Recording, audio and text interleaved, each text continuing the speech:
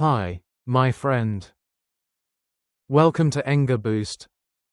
I'm really happy you're here with me today. If you're learning English and often feel scared to speak, don't worry. You are not alone. I understand you, because I was just like that. Today, I want to tell you a funny story from my travel to America. It's a real story from my first solo trip, and I hope it makes you smile. But before we begin the story, here's how to learn better with this video. 1. First, just listen and enjoy the story. 2. Second, I'll explain useful words and phrases. 3. And third, you can shadow the sentences. What is shadowing? Shadowing is a way to improve your speaking. You listen to a sentence, then repeat it immediately, like an echo. It helps with pronunciation, rhythm, and confidence. Let's take 10 minutes together. I believe you'll enjoy it. 2. My story, a funny travel story. I had always dreamed of going to America. I watched movies, listened to English songs, and told myself, one day, I'll go there. And finally, it happened. I booked a flight to California. I was so excited. It was my first time traveling alone, just me and my dream. At the airport, everything felt new and big. When I walked through the gate, I felt proud, but also nervous. I looked around and thought, wow, this is real. I'm flying to the US. I got on the plane and found my seat by the window.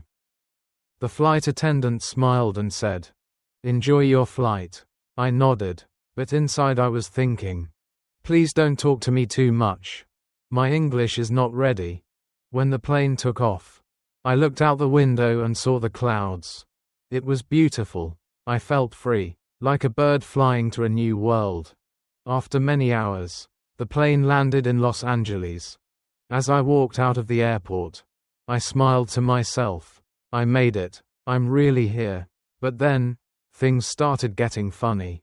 I was super hungry. I found a taxi and said, "Hi, I'm very horny." The driver paused. "Excuse me?" I said again, smiling. "Horny. I want to eat." He started laughing. Then he said kindly, "Ah, you mean hungry, right?" I froze. Oh no, yes, hungry, not that. I was so embarrassed, but also laughing with him. He was very friendly. Later, I checked into my hotel. The room was nice, but the curtain was broken. So I called the front desk and said, "Hello, my room is cold. I need a condom." Silence. Then the staff said, "I'm sorry, can you repeat that?" I said louder, "A condom, for the window." There was a pause. Then I added, "You know, the thing to cover the window." The staff gently replied, "Oh, you mean a curtain?" I gasped, "Yes, curtain, not the other thing." We both laughed so much. That night, I called my friend in Korea and said, "Guess what? I said horny instead of hungry, and condom instead of curtain." She laughed so hard she cried. But you know what? Even though I made mistakes, I felt proud. Because I tried. I used English in the real world. And I survived. And that made the trip special, not perfect, but unforgettable. 3. Vocabulary, useful travel phrases. Let's go over some helpful and slightly difficult words and phrases from the story. These are common in travel situations, so they are great to learn and remember. Travel phrases. I booked a flight to California. I bought a plane ticket to go to California. I got on the plane. I entered the plane and got ready to travel. I found my seat. I looked for my seat number and sat down. The plane took off. The plane left the ground and started flying. I looked out the window. I looked outside through the plane window. I walked out of the airport. I left the airport building after landing. I checked into my hotel. I arrived at the hotel and told them my name to get my room. "Can I get a taxi?"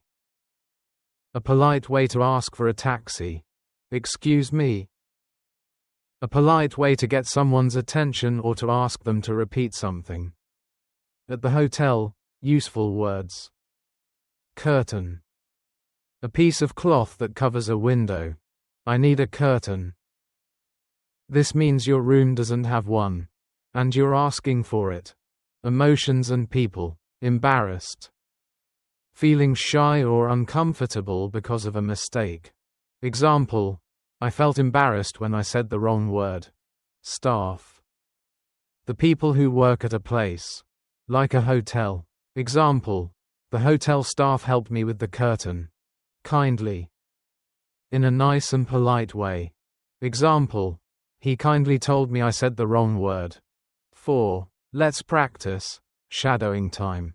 Now, repeat after me. I'll say each sentence slowly and clearly. You follow right after. I booked a flight to California. I got on the plane. I found my seat. The plane took off. I looked out the window. I walked out of the airport. I checked into my hotel. Can I get a taxi? Excuse me. I need a curtain.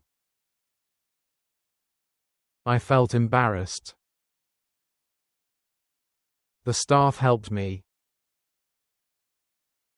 He kindly explained my mistake. Excellent work.